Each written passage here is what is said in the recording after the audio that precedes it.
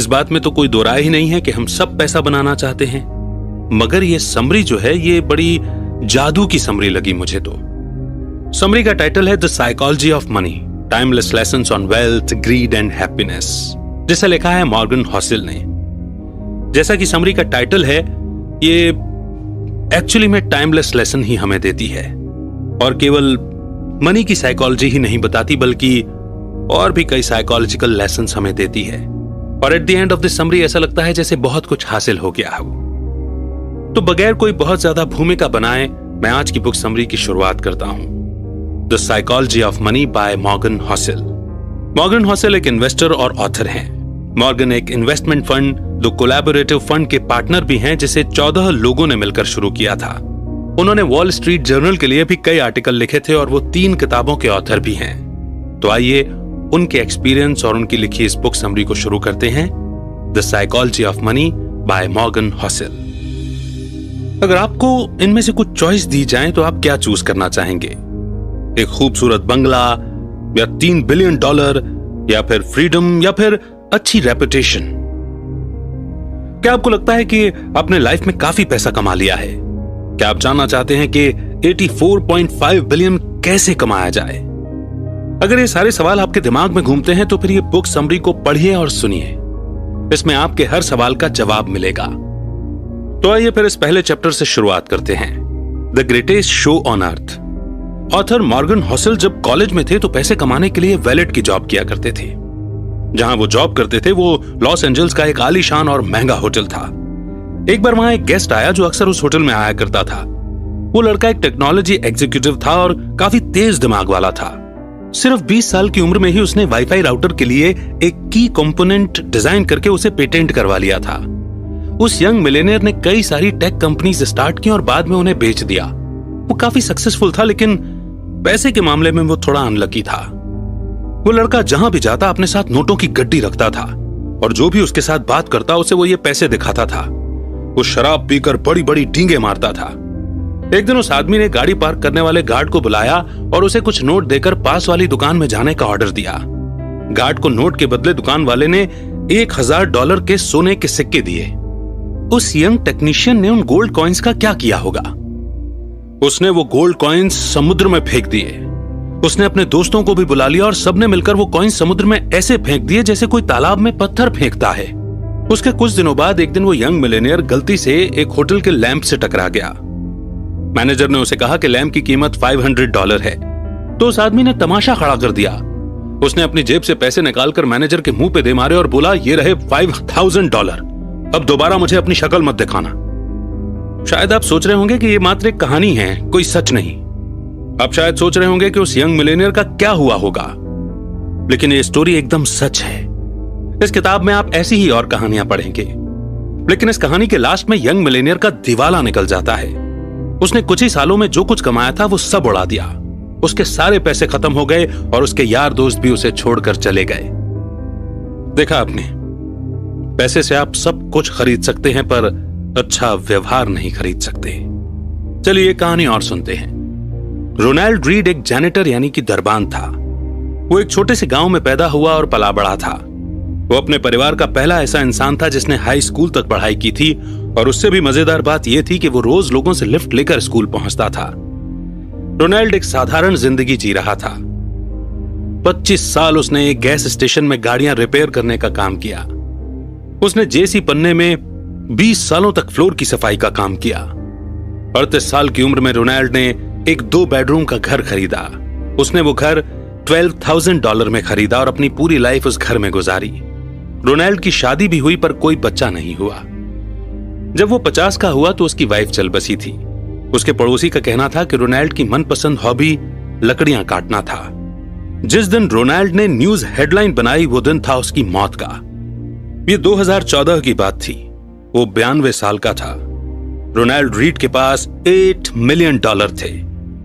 उसने $2 मिलियन अपने 2 सौतेले बच्चों के लिए छोड़े थे और $6 मिलियन एक लोकल हॉस्पिटल और लाइब्रेरी को डोनेट कर दिए थे। अगर आप विकिपीडिया में रोनाल्ड रीड के बारे में सर्च करेंगे तो उसमें आपको पता चलेगा कि वो एक चौकीदार, गैस स्टेशन अटेंडेंट, इन्वेस्टर, समाज सेवक और मिलियनेयर था। लेकिन ये कैसे हुआ? इसमें कोई ट्रिक नहीं है। रोनाल्ड ने कोई लॉटरी नहीं जीती थी और ना ही उसे कोई खानदानी पैसा मिला था। रोनाल्ड इतने सालों से पैसा बचाकर ब्लू स्टॉक चिप्स में इन्वेस्ट कर रहा था। बस इतनी सी बात थी। वो एक एक पैसा सेव करता था, यहां तक कि उसने कभी इंटरेस्ट भी नहीं निकाला था। उसने अपनी सेविंग को सालों साल कंपाउंड किया था और उसकी मौत तक उसके पास $8 मिलियन रकम जमा हो चुकी थी। क्या आप कंपाउंडिंग का कॉन्सेप्ट जानते हैं? चलिए इसके बारे में हम बाद में बात करेंगे, लेकिन उससे पहले आपको एक और स्टोरी सुननी चाहिए। अब जरा एक नजर डालते हैं उस आदमी पर जो रोनाल्ड रीड से बिल्कुल हटकर था। रिचर्ड फ्यूस्कॉन मेरिल लिंच में एक एग्जीक्यूटिव था। उसने हार्वर्ड से MBA किया था और वो 40 की उम्र में रिटायर हो गया था। एक बिजनेस मैगजीन की under 40 most successful people list में उसका नाम भी शामिल था। कनेक्टिकट में रिचर्ड का 18,000 स्क्वायर फीट का बंगला था, जिसमें 2 स्विमिंग पूल, 2 लिफ्ट, 7 गैरेज और 11 बाथरूम थे। इस बंगले की मेंटेनेंस का खर्चा ही $90,000 पर मंथ था और इसकी मेंटेनेंस में रिचर्ड ने काफी बड़ा उधार लिया था। लेकिन फिर उसकी किस्मत ने करवट बदली। 2008 में फाइनेंशियल क्राइसिस आया और रातों रात रिचर्ड फुटपाथ पर आ गया। उसी साल उसने बैंक्रप्सी के लिए फाइल किया। इन दोनों यंग मिलेनियर्स रोनाल्ड रीड और रिचर्ड की कहानी से हमने क्या सीखा?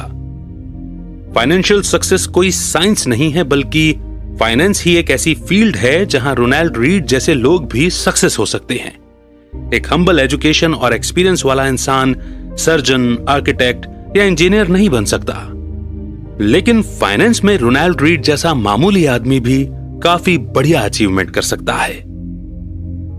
फाइनेंशियल सक्सेस एक सॉफ्ट स्किल है जिसे कोई भी सीख सकता है। ये एक यूनिक फील्ड है जहां आपकी नॉलेज से ज्यादा आप कैसे बिहेव करेंगे ये ज्यादा मायने रखता है। फाइनेंस की फील्ड पैसे की साइकोलॉजी समझने का तरीका है। आप चाहे जहां से भी हो, जैसे भी हो, पैसा आपका दिमाग बड़ा बना देता है। बस आपको अलर्ट रहने की और ध्यान देने की जरूरत है। हर कोई अमीर बन सकता है, पर हर कोई हम्बल नहीं होता। इन स्टोरीज और इनसे मिले लेसन के बाद हम आगे बढ़ते हैं और समझते हैं नेक्स्ट चैप्टर को, नेवर इनफ। वैनगार्ड के फाउंडर जॉन सी बोगल ने एक बार एक स्टोरी सुनाई थी। एक बिलियनर के घर पे पार्टी हो रही थी। एक कोने में कर्ट वैंगुएट और जोसेफ हेलर बैठे थे। दोनों अपने होस्ट की इनकम की बात कर रहे थे, जो कि एक हेज फंड मैनेजर था। कर्ट ने कमेंट किया कि उस आदमी की एक दिन की कमाई भी जोसेफ के नॉवल कैच 22 की पूरे साल की बिक्री से भी ज्यादा है। इस पर जोसेफ ने कमाल का जवाब दिया। उसने कहा कि उसके पास वो है जो हेज फंड मैनेजर के पास कभी नहीं होगा, और वो है इनफ। वैसे अभी आपकी सोर्स ऑफ इनकम क्या है? क्या आप बोल सकते हैं कि आपके पास इनफ मनी है? चलिए इन दोनों लोगों की स्टोरी से जानते हैं। रजत गुप्ता कोलकाता का एक गरीब लड़का था। वो एक अनाथ था, लेकिन 45 साल की उम्र में ही वो एक CEO बन गया। रजत दुनिया की जानी मानी कंसल्टिंग फर्म में से एक मैकेंजी के CEO थे। साल 2007 में जब वो कंपनी से रिटायर हुए तो उसके बाद उन्हें United Nations and the world economics forum में एक बड़ी इंपॉर्टेंट पोजीशन मिली। रजत 5 अलग अलग कंपनी के बोर्ड ऑफ डायरेक्टर भी थे। कोलकाता की झुग्गी झोपड़ियों से निकलकर उन्होंने सबसे अमीर बिजनेसमैन बनकर दिखाया। 2008 में रजत गुप्ता की वर्थ $100 मिलियन हो चुकी थी, लेकिन वो अपने पैसे से कभी भी सेटिस्फाइड नहीं हुए। वो एक सेटा मिलियनर बन चुके थे, तो अब उन्हें एक बिलियनर बनना था। वो उस सर्कल में आना चाहते थे। फिर रजत गोल्डमैन सैक्स के बोर्ड ऑफ डायरेक्टर बने। उन्होंने बिलियनर बनने के लिए खुद को आगे बढ़ाया। 2008 में गोल्डमैन सैक्स इकोनॉमिक क्राइसिस के दौर में थी। वॉरेन बुफे ने कंपनी को बचाने के लिए उसमें $5 बिलियन का इन्वेस्ट करने का डिसीजन लिया। एक बोर्ड मेंबर होने के नाते रजत गुप्ता को यह बात पब्लिक से पहले पता चल गई थी। वॉरेन की फंडिंग से बेशक कंपनी के स्टॉक ऊपर जाने के चांस थे। बोर्ड मीटिंग कॉल के 16 सेकंड बाद रजत ने एक हेज फंड मैनेजर राज राजा रत्नम को कॉल किया। यह कॉल कभी भी रिकॉर्ड नहीं हुई थी, पर राज ने तुरंत ही गोल्डमैन के 1,75,000 शेयर खरीद लिए। कई घंटों बाद वॉरेन की डील की खबर पब्लिक तक पहुंची। गोल्डमैन के स्टॉक एकदम से ऊपर चढ़ गए। राज ने कुछ ही घंटों में $1 मिलियन कमा लिए और प्रोसिक्यूटर ने बताया कि रजत ने टोटल $17 मिलियन का प्रॉफिट कमाया। इसे एक इनसाइडर ट्रेडिंग का एक क्लासिक केस माना जाता है। रजत गुप्ता ने अपनी सारी दौलत से हाथ धोया और उन्हें जेल से जाना पड़ा, और साथ ही उन्होंने अपनी रेपुटेशन भी गंवाई। रजत के पास पहले से ही 100 मिलियन थे, तो उन्हें $1 बिलियन और क्यों चाहिए थे? उनके पास पहले से ही धन, दौलत, फेम, पावर और फ्रीडम थी, लेकिन लालच में आकर उन्होंने सब कुछ गवा दिया, क्योंकि रजत गुप्ता के पास इनफ का सेंस नहीं था। हम इस स्टोरी से 3 चीजें सीख सकते हैं। पहला लेसन यह है कि सबसे मुश्किल और फाइनेंशियल स्किल है और ज्यादा दौलत को जमा करने से खुद को रोकना। ज्यादा पावर, ज्यादा फेम और ज्यादा पैसे का लालच सेटिस्फेक्शन से ज्यादा एम्बिशन को बढ़ावा देता है। इस पॉइंट पर आकर जब आप आगे नहीं बढ़ते हैं तो आपको लगता है जैसे आप पीछे जा रहे हैं, और फिर आगे बढ़ने के लिए आप बड़े से बड़ा रिस्क लेते हो। मॉडर्न कैपिटलिज्म 2 चीजों में बहुत अच्छा है। दौलत के साथ साथ आप लालची भी होते जाते हैं। इंसान अपनी हद भूल जाता है, उसे समझ नहीं आता कि कहां पर रुकना है। लेसन नंबर 2, सोशल कंपैरिजन यानी दूसरों से तुलना एक प्रॉब्लम बन जाती है। मान लीजिए कि एक फुटबॉल प्लेयर साल के $5 लाख कमाता है।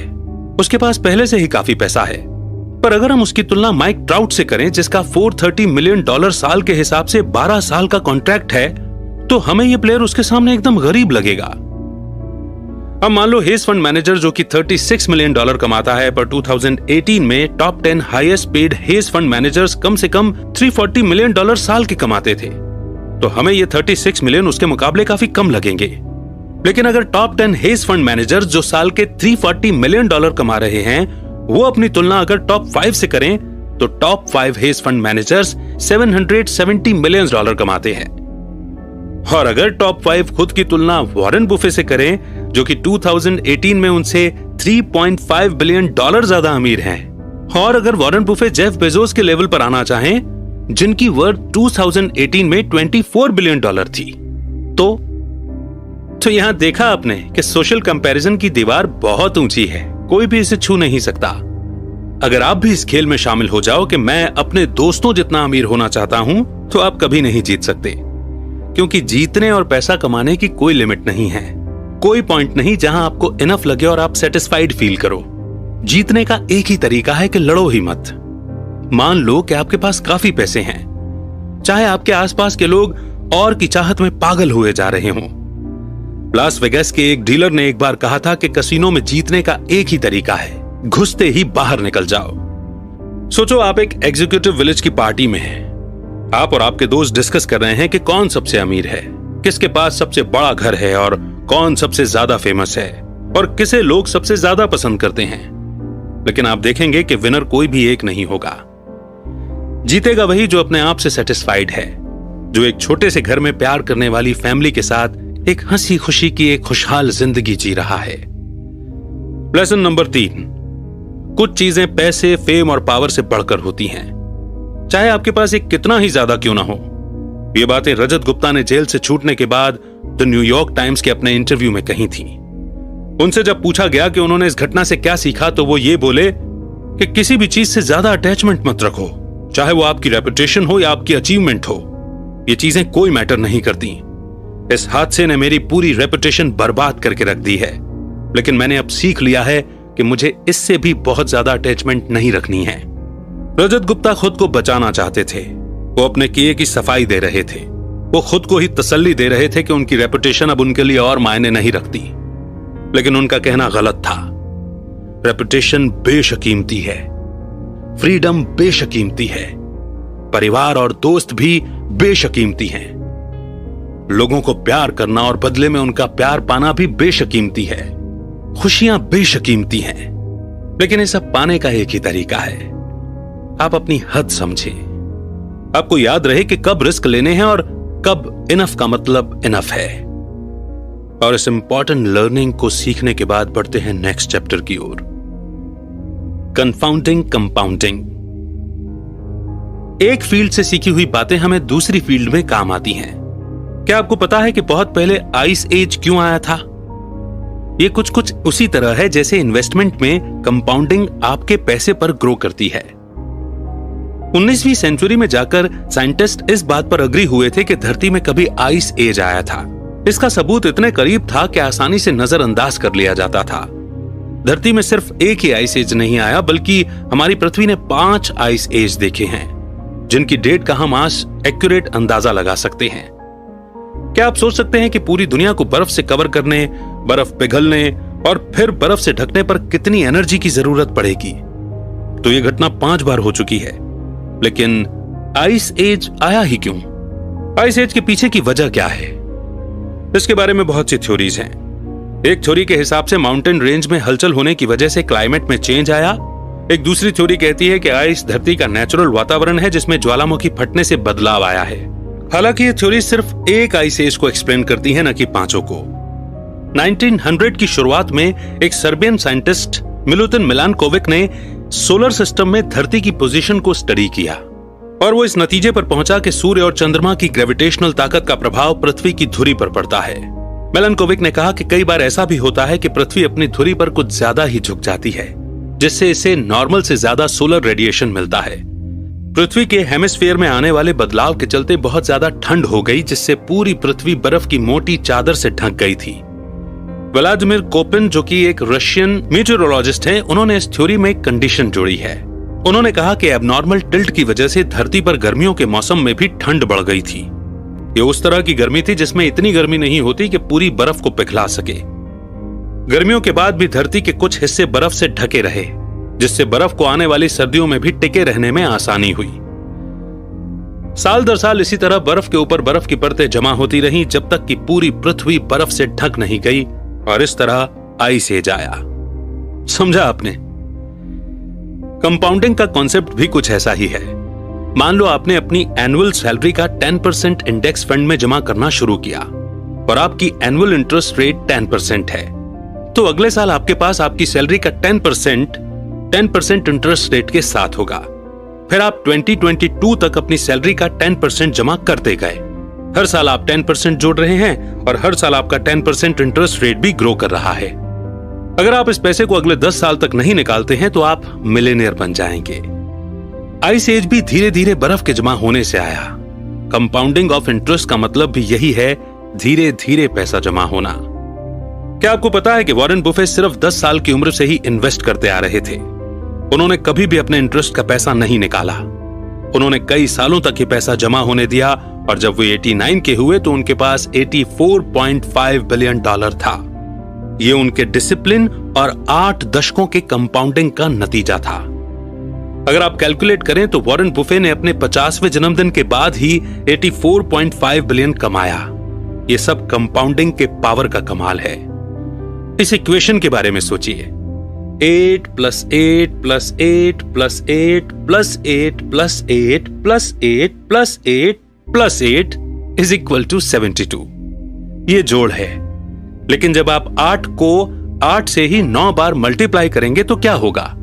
8 × 8 × 8 × 8 × 8 × 8 × 8 × 8 × 8 13,42,17,728।